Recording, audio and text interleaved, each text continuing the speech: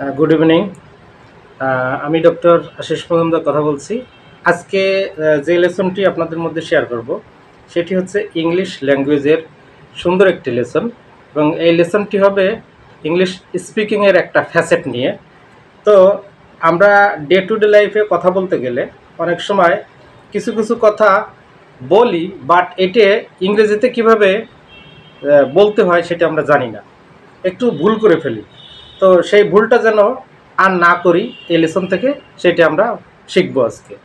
তো সেই লেসনটি কি, ধরুন আমরা সেলুনে যাচ্ছি, একটা সেলুনের দিকে আমি যাচ্ছি, কেউ যদি জিজ্ঞেস করে কোথায় যাচ্ছ, চুল কাটতে যাচ্ছি। চুল কাটতে যাচ্ছি, আসলে কথাটি এমন না, হবে আমি চুল কাটাতে যাচ্ছি। তো দেখুন, চুল কাটা আর চুল কাটানো দুটো কিন্তু আলাদা শব্দ।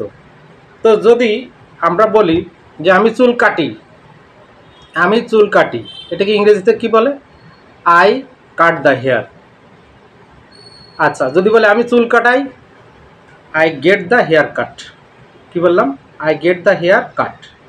তো এরকম যদি বলে যদি বলা হয় যে আমি চুল কাটবো, আমি চুল কাটবো, ভালো করে শুনুন, আমি চুল কাটবো, এটার ইংরেজি কি হবে?